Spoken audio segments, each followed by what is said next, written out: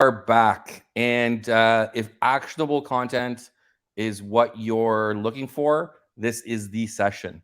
Timur is the founding partner at 2080 Ventures, and he's going to help us learn how to be a one person content machine. Can you imagine? Timur, thank you so much for being here. I'll let you take it away. Thank you so much for having me. Again, my name is Timur. I'm the founding partner of 2080 Ventures. Before joining 2080 Ventures, I was a founder myself. So what I did, I created a product. We hacked Snapchat and we allowed some of the biggest brands in the world, like GQ Magazine, Condé Nast, PBS, Time Magazine, to really update, create content and upload it through our platform onto their Snapchat. And while I was doing that, some of the biggest VCs in the Valley started reaching out and they said, like, hey, we want to give you funding. And we said, well, hold on. We don't want funding. What we actually need is education on how to build our company. So we applied to some of the biggest accelerators in the world, and we got into 500 startups. And that's where our story started. And one of the partners asked me to, hey, can you come in and help some of our companies? And I was like, sure, let's try it out. And what I did there is actually start running programs all across Asia and the CIS region. So to date, I worked with 700 startups so far. And one of the biggest challenges I saw is like, well, everybody was paying to acquire users, and which is not that great if you're a company. What we really need to do is create organic growth. And one of the biggest ways you can create organic growth is, well, you as an individual, you can write as much content as you want, but that's not scalable. And if you start hiring people, let's say in Europe, let's say in the States, it doesn't become feasible. And the way you do it is actually start getting people and start building teams in the Philippines. So the origin of this started is when myself, I was seeing billion-dollar companies literally being created just because you have influence, you had eyes over you. So like Kylie Jenner starting her makeup company, being listed on the Forbes magazine, Ryan Reynolds starting Mint Mobile, Mr. Beast starting Beast Burger, Logan Paul with Prime, and Jessica Alba with Honest Company. And even there's some amazing writers. So if you look at like James Clear, Atomic Habit, or Jordan Peterson's 12 Rules for Life, they all started with content. And this, so from this point on, what we're going to learn is like, how do we create content like these guys? How do we start researching? What tools do we use and what methods do we use to start creating content if we have any problems on creative flow? And then how do we create a process throughout this time? How do we hire people? How do we scale it? How do we literally create an engine so when you're away, it automatically works by itself? And then how can we apply the pig factory method to like take one piece of content and turn it into many things?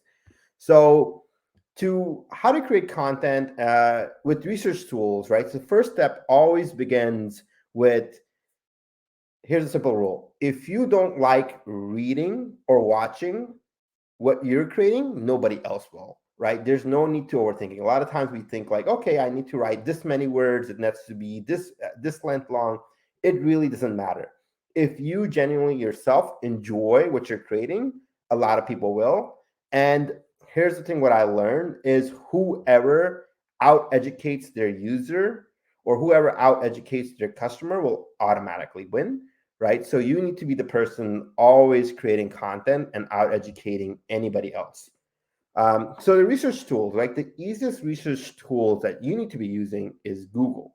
Google is your best friend, right? So what you need to really do is, here's an example. We created a product which allowed people to create videos.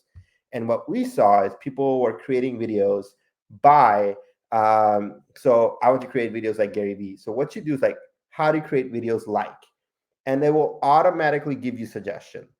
So that's one of the best things you could do. Another great tool is called Uber Suggest. All you have to do is literally copy your competitor's URL and put it at Uber Suggest and look at your competition. There will be pages that are getting like 10,000, 50,000 views a month, and they have zero backlinks. So that means if you create the same content, add more value to it, you are going to get those views automatically if you have more backlinks. So just like backlink it through Quora, backlink it through like Medium, like all these high ranking websites. Another tool is called Answer the Public. It's also by Neil Patel. He acquired it. And it gives you a lot of suggestions on like what content people are using for, how to write it. In terms of methodology, right, what you need to do is like you need to be like Martha Stewart, right? Just start with how to do stuff. How can I do X? How can I do Y? How can I do Y? Right? These are the easiest contents to get started with. Another method you could use is called the skyscraping method, which is pretty much you stack one block off the other. So like here's an example: 19 best apps for 2013, 15 best apps in 2016. You take all this content, you stack it together, you add more details, and that method is called skyscraping. So you pretty much stack it together. And last thing is give away your secrets for free, right? If you think you're giving away more, do even more, right? Do more than anyone else. Like you have to give more value to people, and in turn, it will keep giving you more in return. So like there's no need to gatekeep. A lot of times what you realize is that people are never going to apply that what you're teaching, so it's better to just give away your secrets. um, and creating a process. So here's how you create a process, right? Go on Upwork. The best thing to do is look for people in the Philippines. They know English, they're cheap, right? Give them a test, right? So like whenever you're doing content, videos, or writing blogs, it's like, hey, can you write this blog for me? I'll pay you XXX, right? And they do these tests, pay them 20 bucks, 30 bucks, whoever you like, hire them on your team, right? And here's the thing: if you want to write content, you really need to be disciplined, right? So for me, when I'm creating content, I have to really say, like, no matter what, I will get 2 videos out a day, or no matter what, I will have one video out a week, right? That's just comes in discipline, and you can never let that go. Otherwise, you won't be able to create this engine. Um, you are not an editor. Hire someone who will edit for you. This is really important to have, right? You are going to waste your time editing stuff. So if you're creating videos and short form content, it's better to find somebody who can do that for you. Um, the last concept is the pig factory, right? So like if you look at like for lack of better words, like a pig going into a slaughterhouse, right? So like the skin is used for leather, the skin is then used for pork rinds, the meat is used for like pork chops, ham, and you have the side cuts, which is used for bacon. Then you have the leftover, which you make sausage and spam, and the fat is used for lard. The bone is used for like a gelatin and collagen. Even the voice is recorded of the pig and is turned into a ringtone. So that's what you need to be. You need to you need to create this content. So imagine we record this video. This video is going to be a recorded podcast. Then it's going to be turned into audio, which is going to be shared across like SoundCloud or Spotify. And then you make short form bites. So like take interesting parts of this video and turn into 1 minute clips, add subtitles, and then distribute that into TikTok, Instagram stories, and YouTube shorts. Turn this into article, right? So like whatever I'm saying, like take this, turn it into article, enrich it, draw illustration of the pig factory mythology, draw illustration of the skyscraper method, add more details on how to use the tools that I mentioned, like Neil Patel, add charts. And then last thing you could do is like turn this into a PowerPoint and upload it onto LinkedIn. So LinkedIn has a slide feature, and then use that. And then the ultimate thing, do a tweet storm. So that's literally how you create a content machine in like 10 minutes.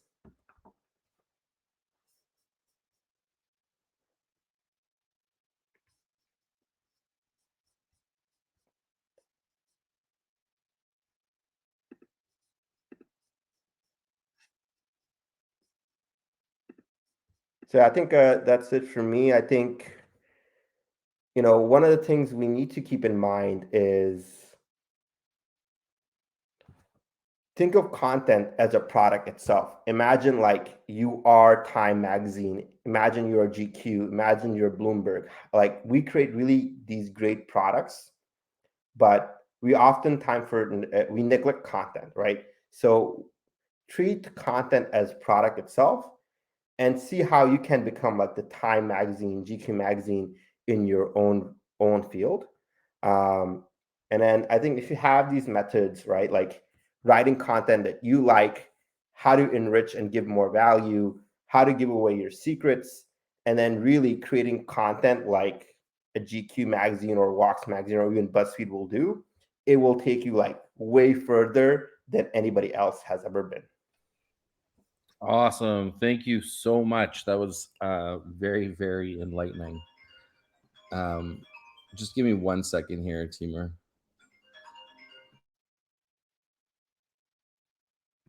This is the beauty of a live event. Somebody left a phone in this room and it's now ringing during our presentation. I apologize for that.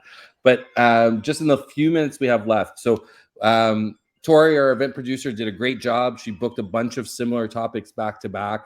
We've been talking about how to act as a media company to drive ARR, how to move away from the traditional view of content in terms of gating everything, collecting email addresses, and more of a free flowing content that actually drives more clicks. I guess, in your opinion, where does that media company approach intersect with the more traditional kind of lead gen, demand gen tactics? At what point are you trying to capture people? Where is there enough value exchange that you should be okay asking people for their email address or for or giving them a more direct CTA? Yeah, I think that's a really interesting question, right? Like, for me is like you need to have that goal personally. Like, what is the point where I feel comfortable um, to start asking for emails, to have a ask? And that's really dependent on you, right? So like for me, like I am like, okay, even if I get to 100K followers or 200K, I'll keep pushing it. Like the the more you push gratification for ask, and I think the bigger the return will be. And I think the biggest point when you'll realize is that when people start reaching out to you, hey, like, are you selling something? Can I buy something off of you? And that's when you know it's like, okay, like I'm getting more of these emails like every day where people are asking me to buy things from you. That's when you're like, okay, I need to create something because people are seeing enough value. And that's exactly what happened to me when I was like creating content out there. People started reaching out, hey, can you help me out with this? Or hey, can you start helping me out with this? At first, it's like, hey, like this is not what we're doing. But as more and more of these requests start coming in, that's the time when you should really think about like, okay, I need to start monetizing. Right. And I guess just kind of a strategy question for you, right? Like, how tightly connected or how disparate from what you're actually doing should your content be, or can your content be, right? Should you, if you're a B2B marketing agency, should you be talking about surfing tips, or like should you be keeping it closer to home?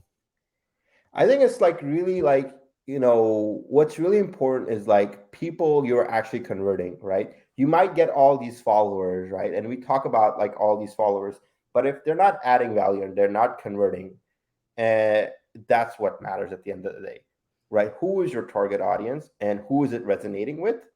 And that will lead to conversions, right? And again, it's depending on what your CTA is, right? Let's say if you just want to get followers, then do the trends, do what other people are doing.